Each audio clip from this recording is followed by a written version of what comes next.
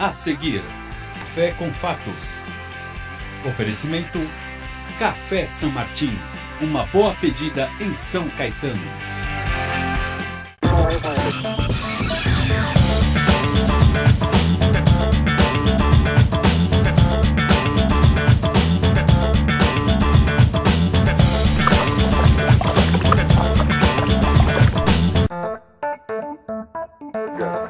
Muito boa noite, amigos da Web TV São Caetano. Nossa cidade é o canal. Mais uma vez, obrigado pela audiência. Você que acompanha toda quinta-feira ao vivo aqui conosco o programa Café com Fatos, trazendo as principais informações, os destaques, as notícias da região do ABC. Claro, São Caetano, mas passamos também por Santo André, São Bernardo, Diadema, Mauá, Ribeirão Pires e Rio Grande da Serra. Tudo é destaque aqui na nossa programação. E já de imediato, aciono meu amigo, companheiro de todas as quintas-feiras aqui conosco, competentíssimo jornalista Anderson Afonso. Anderson, boa noite, obrigado pela presença. Fala, Leandro Amaral, boa noite para você, boa noite para todos que nos assistem em qualquer parte do Brasil e do mundo. A Web TV São Caetano leva ao ar aqui o Café com Fatos, que discute os temas da nossa região, que fala daquilo que interessa diretamente a você que está nos acompanhando. Temas regionais em destaque, com a sua participação também. Você pode mandar Twitter, pode mandar Facebook, pode mandar WhatsApp. Aliás, o Leandro vai divulgar já já o número do WhatsApp aqui, mas já no noticiário desta quinta-feira, aliás, uma semana pré-carnavalesca, né? Vem aí os dias de folia. Nós temos uma notícia que não é das mais agradáveis, com uma pessoa importante do ponto de vista da cultura aqui em nosso país e que tem uma ligação com a região do ABC, aliás, um dos últimos momentos da atividade profissional dessa pessoa. Quem é que se foi, Leandro? É isso mesmo, Anderson Afonso. Infelizmente, nós tivemos a perda, por volta da 1h da tarde desta quinta-feira, da artista plástica Tomi Otaki. Para quem não se recorda dela, nós temos imagens nesse momento, para você que nos acompanha, e o último trabalho da Tomi Otaki, conhecidíssimo, e aliás é o que está no fundo dessa imagem que você pode acompanhar agora, justamente um monumento dedicado ao trabalhador que está voltado ali, que está no Paço de Santo André, virou já, aliás, um marco ali na cidade de Santo André, os três poderes ali representados, o Executivo, Legislativo e Judiciário, e agora também esse monumento dedicado ao trabalhador, a última obra, aliás, a Tomi Otaki, que se fez presente no ato inaugural do ano passado e infelizmente nos deixou nesta quinta-feira. Ela estava internada no Hospital Albert Einstein desde o dia 2 de fevereiro por conta de uma decorrência pulmonar. Ela havia melhorado no início desta semana, mas na segunda-feira, ao tomar café, ela se engasgou, teve complicações no pulmão e posteriormente teve uma parada cardíaca, foi à UTI e acabou falecendo por volta de 1h da tarde de hoje. Então fica aqui nossas condolências a essa artista plástica de muito renome, tem inclusive um instituto muito famoso, conceituado em São Paulo, que agora vai ser tocado pelo filho, pelos membros da família, mas fica aqui esse registro, tendo em vista que a última obra pública de Tomi Otaki, repito, foi o Monumento ao Trabalhador em Santo André. Aliás, Leandro e o pessoal que nos acompanha, o Monumento ao Trabalhador é alusivo aos 80 anos do Sindicato dos Metalúrgicos de Santo André e Mauá, né? E percebam que há ali o movimento muito parecido, quem bate o olho vê o número 8 ali, né? Então, foi alusivo aos 80 anos completados no ano de 2013, né? E aí foi entregue a obra com a presença da Tomi Otaki. O sindicato já completou 81 anos. Percebam que a Tomi Otaki recentemente estava ativa e ativa também estava há algumas semanas, né? Só por conta dessa decorrência aí aos 101 anos. Então a gente reverencia aqui a memória, tudo o que fez Tomi Otaki em sua história e vai permanecer entre nós aí durante muito tempo, certamente. Sem dúvida alguma, Anderson. E de imediato, como fazemos todas as quintas-feiras, sempre entrevistado no estúdio. Aliás, o Anderson me pediu... Divulga o WhatsApp. Isso, o WhatsApp. O 945647884. E já vou fazer referência ao 945647884. Agradecer você, internauta, porque na semana passada, o nosso programa aqui com os dois vereadores de São Caetano, ainda em meio a toda a polêmica aqui envolvendo o G11, G8, a falta de governabilidade do prefeito até então, Paulo Pinheiro, na Câmara, o programa deu muita repercussão. Pio Mielo e Roberto do Proerd. Muitos internautas mandaram perguntas, infelizmente a gente não pôde atualizar tudo, mas querendo ou não, Anderson, Café com Fatos é pé quente. Depois daquele programa, na sexta-feira foi selado um acordo e ratificado na sessão da última terça, então tudo certo com a Comissão de Justiça, tudo certo com a Comissão de Finanças e até segunda ordem ou votação mais polêmica a ser testada em plenário, Paulo Pinheiro resgatou a governabilidade, Anderson. É isso. E aqui no Café com Fatos de hoje a gente vai continuar falando de temas que interessam diretamente à região. Vamos conversar sobre o trabalho do consórcio intermunicipal Grande ABC. Nós tivemos neste início de fevereiro, essa semana, a primeira reunião dos prefeitos com atividades deliberativas. Houve uma reunião para definição da sucessão com Gabriel Maranhão, prefeito de Rio Grande da Serra, assumindo a partir desse ano de 2015, sucedendo o prefeito de São Bernardo do Campo, Luiz Marinho. Mas a semana foi marcada pela presença no consórcio do ministro das Cidades, Gilberto Kassab, e claro, na pauta a interferência, a participação da União, do governo federal em projetos fundamentais para a vida dos moradores do ABC. Mobilidade urbana está aí na ponta dos cascos, são os projetos prioritários. A gente vai falar sobre esses projetos e outros que estão sendo tocados pelo consórcio, entidade que já completou 20 anos de existência. O secretário executivo do consórcio é Luiz Paulo Bresciani, ele está aqui com a gente e vai tratar desses assuntos. Professor Luiz Paulo Bresciani, bom recebê-lo aqui. Obrigado pela gentileza do atendimento do nosso convite, viu? Bom, boa noite os telespectadores, você, Anderson, Leandro. Também cumprimentar pela homenagem a Tomi Otaki, muito justa e merecida. E para além de lamentar, na verdade, reverenciar os 101 anos de muita produção dela, inclusive aqui finalizando em Santo André. É isso aí. Bem, professor Bresciani, visita de Gilberto Kassab, importante em que sentido? Falou-se muito sobre atraso de repasse de verbas, de obras em ritmo mais lento do que deveriam estar. O que há de concreto nisso e o que de mais importante saiu da conversa com o ministro das Cidades na última segunda-feira?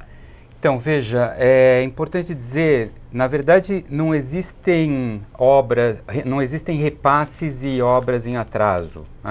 Na verdade, o que nós temos é um processo junto ao governo federal e, especialmente nos últimos meses, junto à Caixa Econômica Federal, de tramitação, de análise dos processos e dos projetos para as licitações pertinentes. Então, a reunião com o ministro Gilberto Kassab foi uma reunião, dado que houve uma mudança de comando no Ministério, para que ele tomasse conhecimento nos detalhes desses projetos.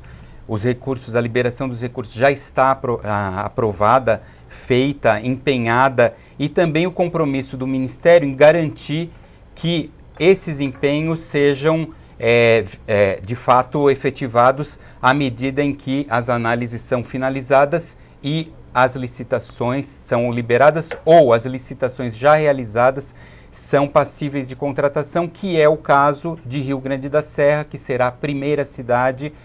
Na verdade, a ordem de serviço será dada pelo prefeito Gabriel Maranhão no dia 27, em primeira mão para vocês. Opa! No dia 27 de fevereiro agora, dado que Rio Grande cumpriu todas as etapas junto à Caixa e a Caixa aprovou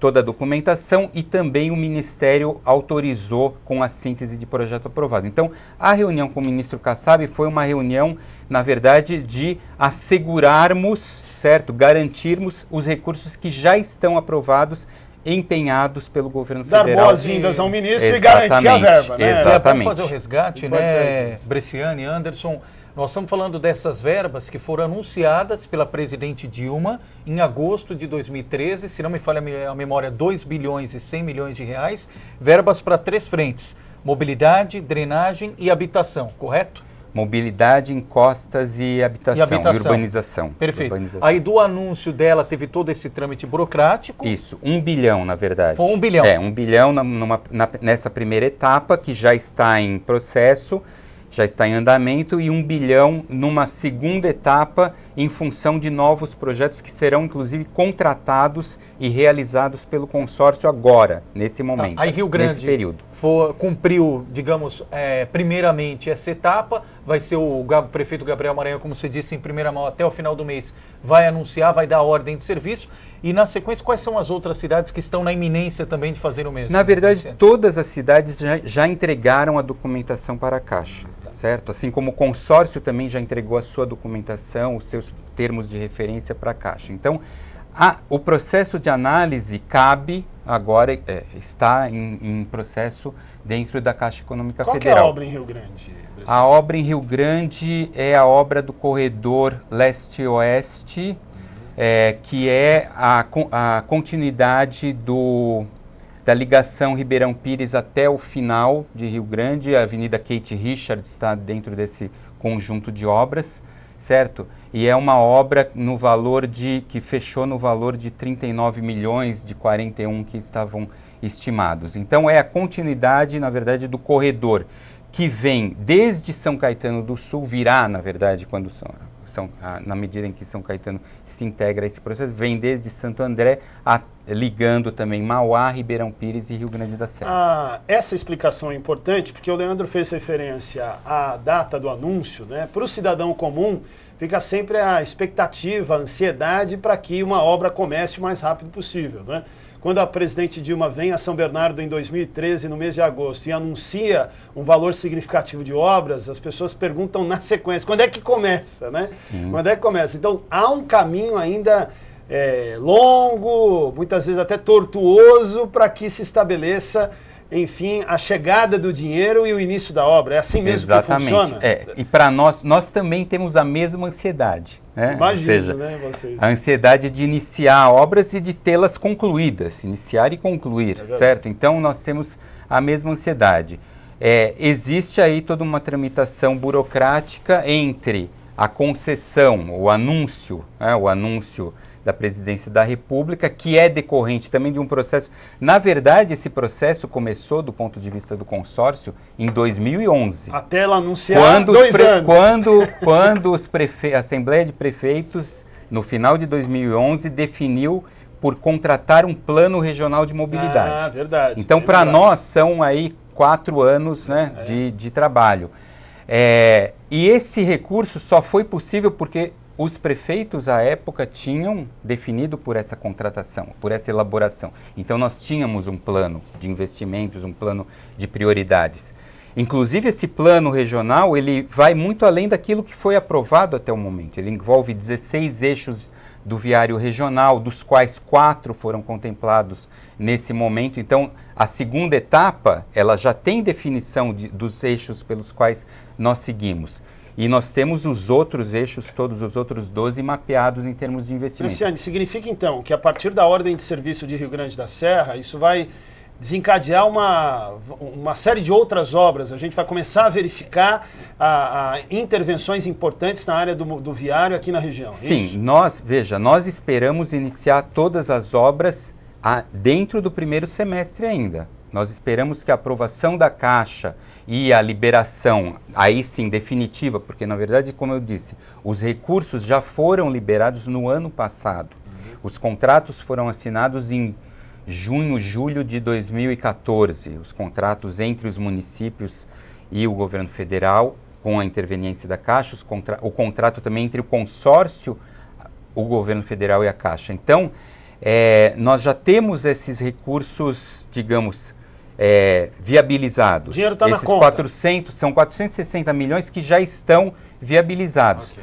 Porém, falta um último passo. Exatamente. Falta um último passo, que é a aprovação final dos projetos, termos de licitação pela Caixa Econômica Federal e da síntese de projeto pelo Ministério das Cidades, para que as obras sejam autorizadas. Mas tem isso está para acontecer? Sim, está para acontecer. Do nosso ponto de vista, todas as pendências que a equipe técnica da Caixa vem apontando, e nós temos feito reuniões aí desde a assinatura desses contratos com a equipe técnica da Caixa, com todos os municípios, atendido a todas as exigências. Então, nós acreditamos que essas liberações aí finais venham dentro das próximas semanas. Até que ponto, Bresciani, pegando esse gancho, que nesse momento a Caixa tem um papel importante também na liberação e na agilidade desse processo, até que ponto a indicação de Miriam Belchior, um nome conhecido do ABC, foi secretária na gestão do ex-prefeito Celso Daniel, até que ponto isso facilita o fato dela estar agora ou assumir, a partir do final do mês, a presidência da Caixa Econômica? Então, primeiro, acho que para nós é um motivo de muita satisfação, é um quadro muito brilhante da gestão pública nacional. Então, para nós, em primeiro lugar, acho que cabe ressaltar isso e, claro, que ocupando um posto de destaque. E, além disso, temos, nesse caso, ao contrário do ministro Gilberto Kassab, em que a conversa inicial foi a conversa para que ele tomasse contato com os detalhes de todo esse processo, né, ao longo, desde a entrega do nosso plano de investimentos. A Miriam já conhece os detalhes. A Miriam recebeu o plano do prefeito Luiz Marinho à época presidente. Então ela já sabe, à época como ministra do Planejamento, foi a equipe técnica dela, junto com a equipe técnica do Ministério das Cidades, que discutiram os detalhes finais para viabilizar o anúncio da presidenta, certo? Então, isso, claro, que é um ponto muito positivo do nosso ponto de vista, a presença da Miriam Belchior na presidência da Caixa. Bem, e essas obras que começam até o meio do ano, todas elas de mobilidade ou entram num pacote as de encostas e drenagem? Não, as de encostas e drenagem, na verdade, elas têm também uma vida própria junto a cada município. Então, algumas coisas já, inclusive, foram iniciadas com São Bernardo e Diadema, no caso da contenção de encostas, por exemplo, certo? Então, o consórcio, na verdade, ele tem monitorado os projetos e as obras de mobilidade, né, os processos referentes à mobilidade.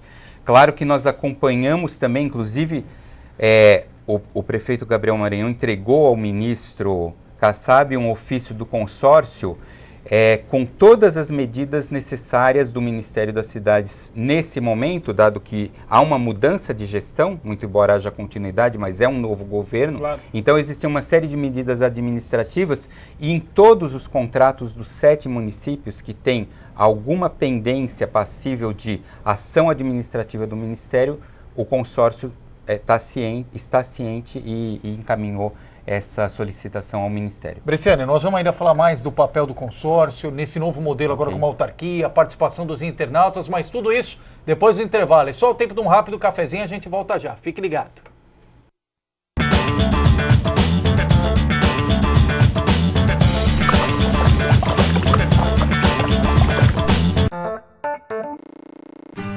Café San Martín, o lugar ideal para tomar aquele cafezinho e ainda saborear lanches salgados, doces e bolos deliciosos. São diversos sabores. Destaque também para o almoço, com pratos rápidos e saladas, opções variadas e preço acessível. Ambiente aconchegante e bom atendimento.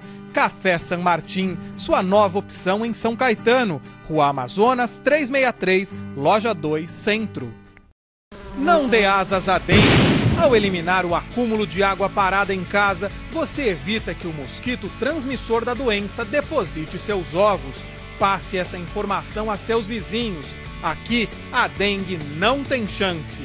DAI, Departamento de Água e Esgoto de São Caetano do Sul. Não dê asas a dengue. Ao eliminar o acúmulo de água parada em casa, você evita que o mosquito transmissor da doença deposite seus ovos. Passe essa informação a seus vizinhos. Aqui, a dengue não tem chance. DAI, Departamento de Água e Esgoto de São Caetano do Sul.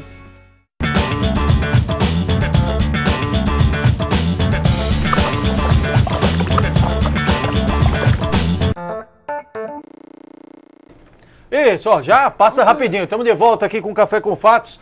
Anderson, sessão abraços a você, sessão Maguila. Manda abraço. Turminha que está nos acompanhando, ó, obrigado pela audiência. Firmeza aí, hein? Daqui a pouquinho a gente termina o programa. Segura as pontas aí. Ó, o Thiago Pardial, o Marcos Jane, a Simone Cadengue, a Ivone Franco Silva, Tiame Consani, Carlos Alberto Bazani, a lista é grande aqui, hein? O Marcelo Persiani, um abraço, Marcelo. Um abraço para o Carlos Baladas, obrigado, Baladas, lá do Ponto Final. Jerônimo de Almeida Neto, Sócrates Magno Torres, a Cirlei Piteri, Roberto Souza, vereador Pio Mielo de São Caetano do Sul, participou com a gente aqui semana passada, também está na audiência. Grande abraço, obrigado pela sintonia aí, por assistirem a gente aqui na web, tá bom? Que bacana. Sabe que também está assistindo a gente? Quem? Marcos Savoy, companheiro de casa aqui do Sem Limites. Ele é obrigado a assistir. Isso aí, Savoy, tem que fazer isso.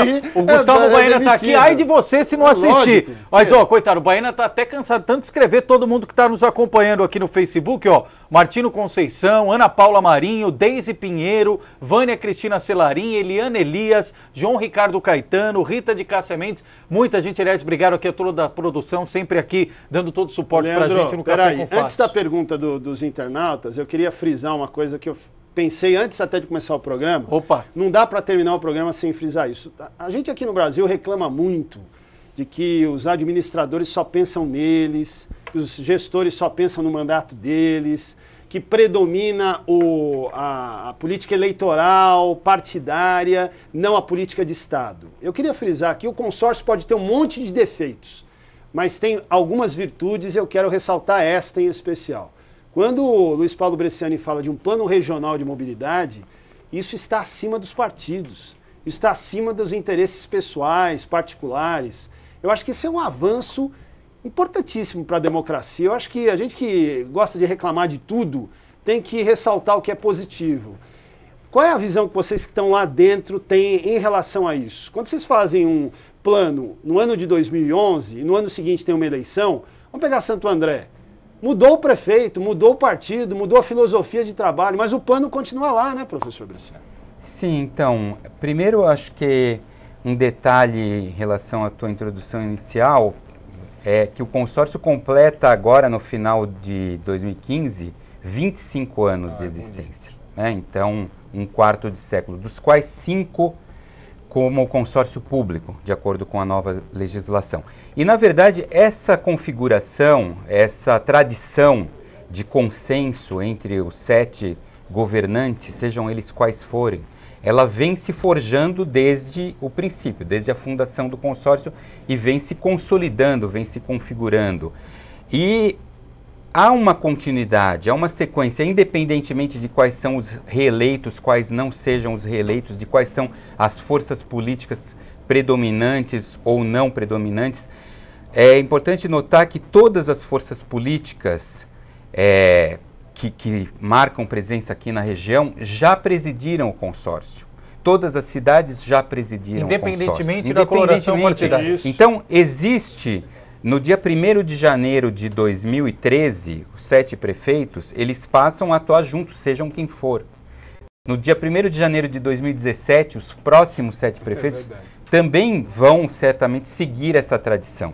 Né? Então, acho que isso é uma marca muito importante, como você mencionou, e que deve ser valorizada. Falando em marca, Bresciani, toda vez que fala do consórcio, né, Anderson, remete muito à reunião mensal dos prefeitos e a participação, claro, protagonista dos prefeitos, até porque essa foi a concepção do consórcio na década de 90. Executivo. Discutir os problemas que extrapolam os limites municipais. Esse foi o conceito do consórcio. Mas a Regina Souza de Diadema, aliás, Regina, obrigado pela participação, boa noite. Ela pergunta o seguinte, Bresciani, gostaria de saber sobre a atuação dos legislativos. Os presidentes de Câmara têm falado, principalmente agora os recém-possados, que querem ter aquela indicação dos vereadores no consórcio, a participação no conselho. De que forma se dá essa participação do legislativo no consórcio, Bresciani? É possível, se é que existe? Então, em primeiro lugar, acho que é importante esclarecer o consórcio, ou um consórcio público, qualquer que seja, é um órgão do Poder Executivo, certo? Então, de prefeituras, ou de prefeituras com governos de Estado, ou de governos do Estado, como existe o consórcio do Ceará, Piauí e Maranhão, no caso do turismo. Então, é um órgão executivo, certo? E não existe, né, até esse momento, um parlamento regional. Existe a informação de uma experiência na região metropolitana de Natal, que nós inclusive estamos buscando. Não existe um parlamento. Então, a atuação do legislativo se dá pela relação institucional nesse momento, né, ou até esse momento, que é cotidiana entre a entidade regional, a autarquia dos 7 municípios agora de direito público, e cada uma das câmaras municipais. No ano passado houve essa proposta que, na verdade, ela também havia aparecido em algum momento anterior, da participação formal, certo? Das câmaras ou dos presidentes das câmaras. Ela é possível? Sim, ela é possível dentro do Conselho Consultivo pelo Estatuto do Consórcio. Mas ela também, acho que é importante mencionar que, independentemente da presença no Conselho Consultivo, as câmaras, elas têm a possibilidade, e fazem isso já, principalmente a Câmara de São Caetano aqui, questionar o consórcio, fazer indicações, solicitar requerimentos, solicitar esclarecimentos a qualquer momento, né? Então isso é feito. Agora, a participação institucional, a possibilidade, de acordo com o nosso estatuto, é no Conselho Consultivo. Existiu, inclusive, a deliberação da Assembleia de Prefeitos de sim abrir o Conselho Consultivo com 2 representantes. Houve uma polêmica em relação ao número 2, número 7. O Conselho Consultivo é formado pela sociedade civil, e aí com 7 ficaria muito desbalanceado em relação ao número atual. Então nós estamos aí nessa definição de como será, né, ou se será um outro tipo de relação, essa relação. Mas, como eu disse, independentemente disso, da formalidade, a relação ela é direta, ela independe dessa formalidade. Muito bom. Tem pergunta aí, né? Mais perguntas, Anderson. A Karina aqui de São Caetano. Boa noite, Karina. Obrigado pela participação. Bresciani, pergunta também no aspecto regional, como o ABC pode trabalhar de forma integrada no caso da segurança? Algum diálogo específico sobre algum projeto, ações conjuntas, principalmente nas áreas de divisas? Isso é legal porque o consórcio tem grupos de trabalho que atuam em determinadas situações, né? Em determinados temas, não é isso? Exatamente. O consórcio tem tradicionalmente, desde o final dos anos 90, uma série de grupos de trabalho. O grupo de segurança é um desses grupos, formado pelos 7 secretários municipais de segurança, bastante atuante. Segurança é um dos programas, dos 10 programas temáticos prioritários do consórcio no nosso plano plurianual 2014-17, que também é uma inovação, é o único consórcio, o primeiro consórcio que lançou um plano regional oficialmente, e segurança está entre as prioridades. E dentro de segurança existem algumas ações. Em primeiro lugar, a questão das divisas. Nós já encaminhamos no ano passado ao governo estadual, aliás, creio que desde 2003, ao governo estadual e ao governo federal, o projeto de um sistema de monitoramento nas divisas que contempla 115 pontos de monitoramento, câmeras, né? 115 pontos, 600 câmaras no total. Esse projeto já foi encaminhado, ele já tem uma ordem de grandeza aí em torno de 20, 25 milhões de reais. Nós temos, inclusive, recursos para uma possível contrapartida do consórcio e estabelecemos um diálogo à época com a Secretaria de Segurança, à época com o Ministério da Justiça, que também temos que renovar. Na verdade, nós já estamos reencaminhando, ou já reencaminhamos esses projetos para os novos secretário e ministro, e vamos retomar esse diálogo. Além disso, acho que é importante eu esqueci o nome da... Não, e até Karina, importante... A Karina. E até importante, São Caetano, só fazer um parênteses, porque tem aquele problema da divisa em relação a Delamar em São Paulo. Sim, exatamente. E também, obviamente, quando a gente fala divisas, também envolve as divisas com a cidade de São Paulo e os grandes corredores viários. E outra coisa que nós já vamos iniciar, na verdade, a partir de 1º de janeiro, ele formalmente já opera com essa denominação, é a formação das guardas civis municipais. A formação. Nós transformamos o centro de São Bernardo num centro regional de formação de GCMs e também da Defesa Civil. Então, todo o processo de capacitação das GCMs na região vai ser coordenado, articulado e feito de forma integrada pelo consórcio. Muito bem. Agora, mais uma pergunta, Anderson. Você quando também quer fazer pergunta, mas o que tem de internauta perguntando, Anderson, uma grandeza. Prioridade. E já ganhamos mais 15 minutinhos aqui graças à participação dos internautas. E a direção aqui autorizou a gente ficar mais 15 minutos no ar para justamente atualizar. Helenice, você viu, Diadema, São Caetano, Bresciani, agora São Bernardo, Nova Petrópolis. Abraço, Helenice, boa noite. Gostaria de saber se para o consórcio todas as cidades têm o mesmo peso. Como funciona isso? Até porque agora o presidente é da menor cidade do ABC em termos territoriais, Rio Grande das... Aliás, em termos populacionais, de habitação, né? Porque Rio Grande não é a menor em termos de área geográfica, mas de habitação, sim, de população, sim. E aí, quer saber, tem algum peso isso, o fato do prefeito de Rio Grande da Serra agora presidir o consórcio?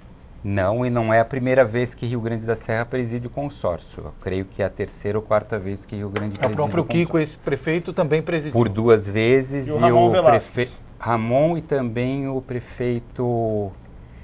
Prisco foi Ribeirão. Ribeirão. Exatamente. Ramon e Kiko anteriormente. Então, esclarecer para a Helenice, na verdade, o órgão máximo do consórcio é a Assembleia de Prefeitos, que congrega os 7 chefes de executivo. Cada um tem um voto, embora não se vote.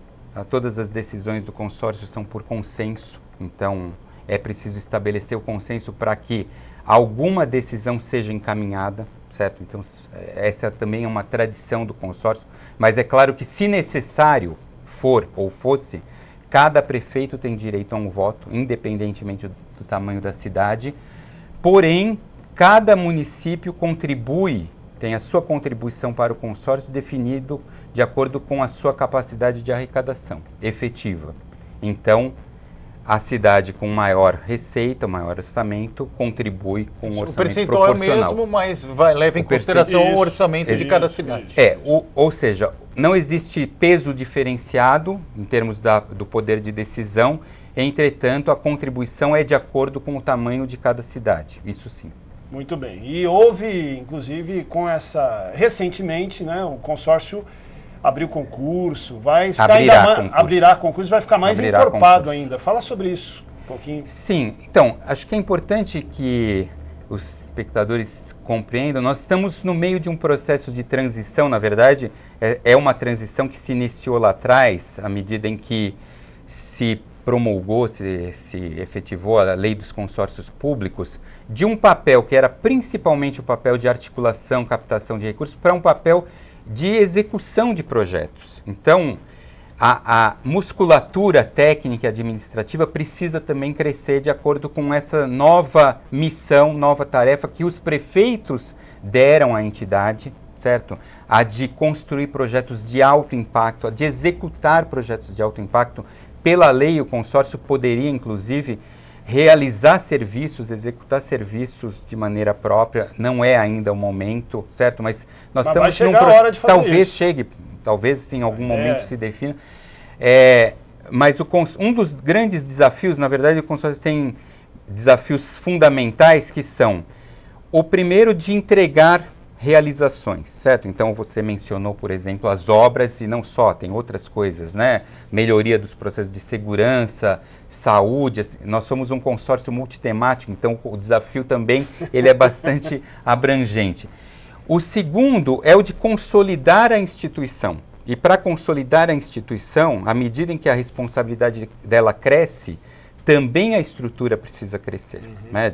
De forma correspondente. Aumenta a responsabilidade, aumenta a estrutura. Exatamente. Então, por isso, a decisão, na verdade, a aprovação dos prefeitos para que houvesse essa expansão, certo? O consórcio, quando ele se transformou em consórcio público, foi criada uma estrutura mínima, bastante enxuta, que agora cresce, certo? Minimamente, e que teve a aprovação, como é necessário, das 7 câmaras municipais. Bresciani, muitas perguntas aqui dos internautas a respeito da água e da crise hídrica, mas eu vou resumir aqui da seguinte forma. Como é que o consórcio tem pautado esse tema internamente? A gente sabe que os prefeitos têm, de uma certa forma, se articulado, inclusive participado da reunião com o secretário estadual responsável pela pasta, foi-se aí idealizado um comitê de gerenciamento de crise. Nós tivemos hoje, por exemplo, o prefeito de Mauá, Donizete Braga, também anunciando a criação de um comitê municipal para se debruçar sobre esse assunto, mas do ponto de vista da região do ABC como um todo, como é que essa questão da crise hídrica e a possibilidade ou não de rodízio, de racionamento, está sendo pautada? Bom, primeiro de uma forma, com uma preocupação obviamente bastante elevada, né? Não só em relação à questão do racionamento, mas também em relação aos possíveis impactos de medidas que na verdade estão aí sendo ventiladas, relacionadas à represa Billings, né? De transposição da água, de rebombeamento do Rio Pinheiros. Então são todos temas que nos trazem bastante preocupação. Isso também foi objeto da pauta da segunda-feira, antes da chegada do ministro Kassab, e será objeto da pauta de uma reunião extraordinária, que será convocada provavelmente para logo depois do Carnaval, após a primeira reunião do Comitê da Crise. E do ponto de vista do consórcio, o que ficou relativamente claro é o seguinte, e hoje teremos esse posicionamento na reunião de amanhã.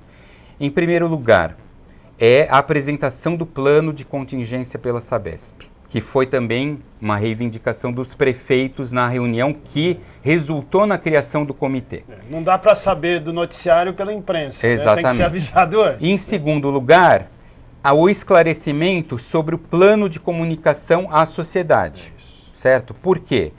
Na verdade, estão sendo, digamos que, colocados os municípios com um papel aí de punição aos cidadãos quando nós temos pouca informação ou quase nenhuma sobre quais são os planos de contingência, como a população deve se comportar. Aliás, a população já tem se comportado. Sim. E diga-se de passagem, existem o consumo das residências é uma parte pequena do consumo global de água. É a menor então, parte. Existe uma preocupação, sim, muito grande. Na verdade, nós temos buscado pautar esse tema nas reuniões do Conselho de Desenvolvimento Metropolitano em 2014, nas duas reuniões, e não foi possível que essa discussão fosse feita pela ausência dos representantes com autoridade sobre esse tema no âmbito estadual. Então, a nossa posição é clara de que primeiro temos aí que ter o conhecimento de quais são as medidas que Sabesp e o plano de comunicação estabelecem para que os municípios possam agir de forma sintonizada. Obviamente que temos o máximo interesse, óbvio, de ter o menor nível de problema possível. Mas qualquer decisão vai ser conjunta. Não tem o risco, por exemplo, de uma cidade do ABC adotar rodízio ou racionamento ou adotar punição a quem consumir mais do que a média. Veja, nós, na verdade, o consórcio, nós não finalizamos essa discussão na segunda-feira, né? Então, essa é uma discussão que ela permanece em aberto do ponto de vista da Assembleia de Prefeitos. Mas a manifestação clara de todos, inclusive ao final da reunião do presidente do consórcio, foi a manifestação contrária à punição dos cidadãos em qualquer hipótese. Não vai ter lei punindo moradores do ABC, pelo menos por enquanto. Esse é o procedimento que está sinalizado, que está colocado nesse primeiro momento, Tá, legal, ok? Importante. Quero tratar aqui com o Luiz Paulo Bresciani agora da questão do transporte. Passe escolar gratuito, é assim que se chama aqui na região? Passe escolar gratuito. Então passe livre e tal, passe escolar gratuito. Aliás, a região do ABC, que definiu isso por meio dos prefeitos, com a interferência direta do consórcio, a partir do instante em que se decidiu também pelo reajuste o mais recente das tarifas, né? E o ABC, também importante ressaltar, com uma generosidade acima do que a capital, por exemplo, fez, né? Contemplando não apenas os estudantes de escolas públicas, mas os estudantes também das escolas privadas. Lembrando que na noite desta quarta-feira a Assembleia Legislativa aprovou o passe escolar para o trem e para o metrô, para o transporte intermunicipal. Mas eu quero saber do Luiz Paulo Bresciani em que pé está a situação aqui, o que ficou decidido, se já está valendo o passe escolar gratuito, se não está, como vai valer a partir de quando? Explica para a gente, Bresciani. Então, a definição da Assembleia de Prefeitos foi pela maior amplitude possível, então contemplando não só os estudantes da rede pública, mas também da rede privada, de cursos credenciados e regulares, obviamente reconhecidos pelo Ministério da Educação. A partir daí, o consórcio, através do Grupo de Trabalho e Mobilidade, construiu uma minuta de regulamentação comum, uma minuta de decreto de lei comum, que foram encaminhados aos municípios como recomendação, como orientação, certo? Agora, cada município tem uma lei, uma legislação, uma regulamentação própria, uma concessão própria. Então, cabe a cada município estabelecer a sua condição final, certo? De que forma que vai se dar nos detalhes, digamos assim. E nos detalhes pode, evidentemente, haver algumas diferenças.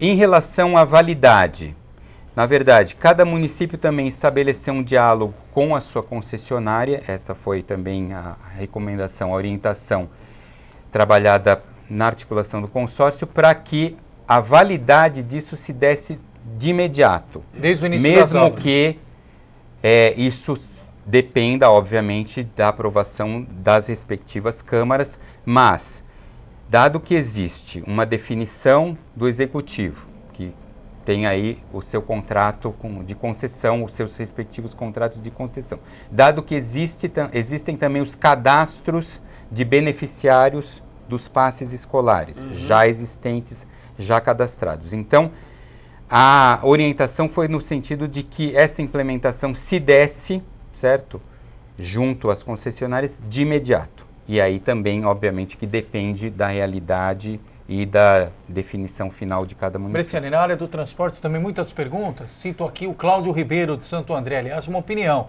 dizendo o seguinte: precisamos de um prefeito que peite as empresas de transporte coletivo, porque não temos transporte público de fato, pelo menos como idealizado. Precisamos de tarifa zero para todos e acabar com o monopólio dessas empresas. É aqui a manifestação do Cláudio de Santo André, Bresciani.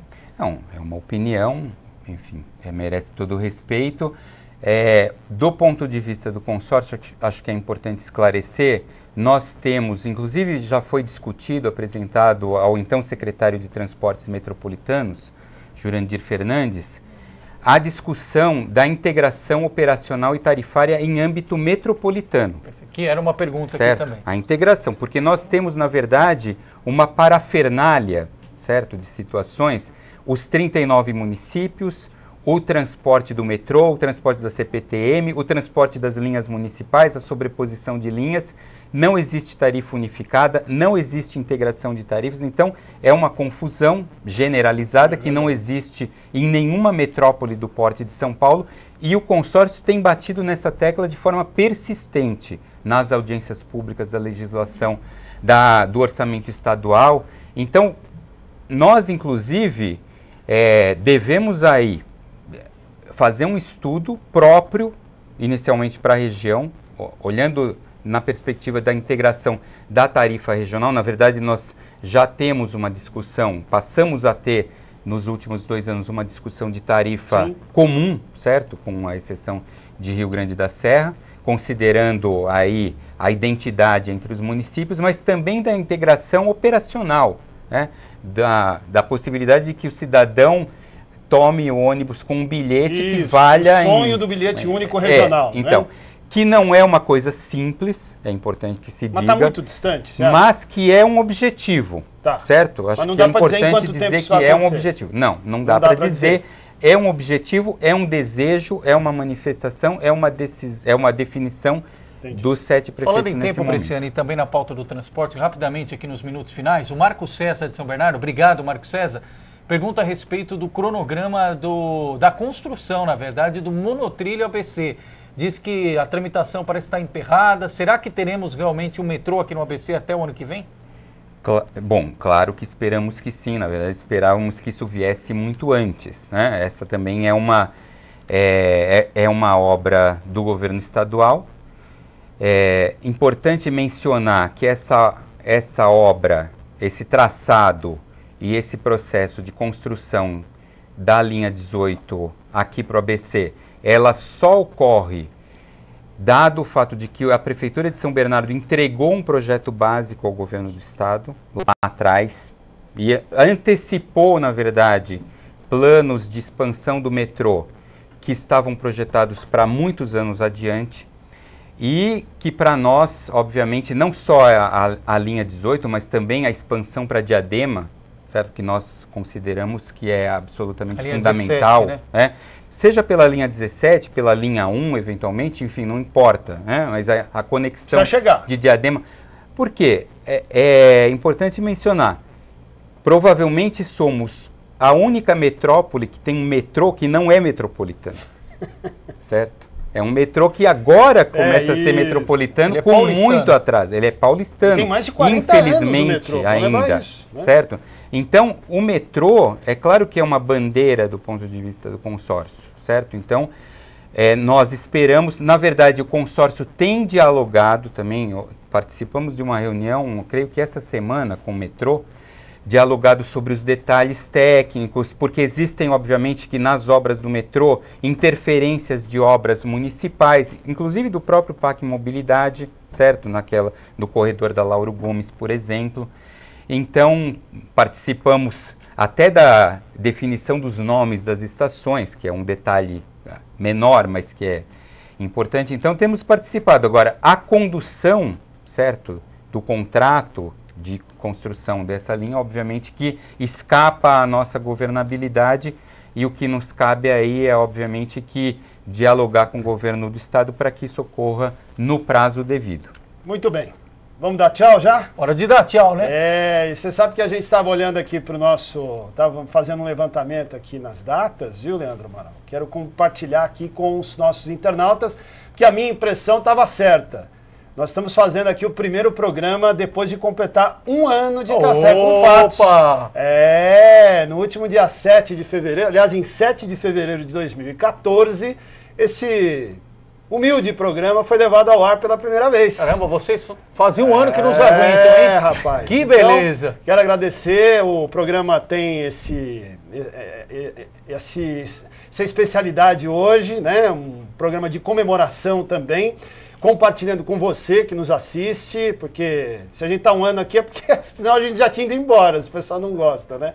Mas estamos mantidos na grade de programação, esperamos ser mantidos aí durante muito tempo, contando com os internautas que participam. Muito parabéns para nós. Parabéns para nós. E obrigado, Bresciani, por estar no primeiro programa depois do primeiro aniversário. Mas ele não foi convidado não foi obra do acaso, né? Porque afinal de contas é um homem que conhece a região do ABC, é um homem que sabe do que está falando, está há muito tempo no consórcio, com interferência direta na vida de todos nós, e torce para o Corinthians, que é o mais importante de tudo. Foi escolhido, é um guerreiro, literalmente. Bresciani, foi bom tê-lo aqui, obrigado pela gentileza do atendimento do convite, esperamos tê-lo mais vezes aqui para a gente poder atualizar informações e discutir os temas de interesse dos nossos moradores aqui do ABC e o pessoal que nos assiste. Obrigadão, viu? Obrigado, Anderson, Leandro, parabéns pelo primeiro aniversário. Obrigado aos telespectadores. E o consórcio está à disposição de todos, certo? Nos nossos meios de contato, nas redes sociais também. Então, enfim, seguimos aí buscando o diálogo com os legislativos, com a população, com a sociedade civil e também conhecendo aí as demandas e também nos comunicando em relação àquelas prioridades que vêm sendo conduzidas pela entidade. Legal. Muito obrigado. E quiçá possamos chegar aos 25 anos do consórcio também aqui com o programa Café com Fatos. Em dezembro. Bresciani, obrigado mais uma vez, obrigado a você, internauta. E agora nós vamos comer o bolo do Ed, que é o nosso aniversariante aqui. Parabéns, Ed. Obrigado pela audiência. Até a próxima semana, se Deus quiser. Um abraço. Depois do Carnaval, 7 da noite na quinta-feira. Tchau, gente. Um abraço.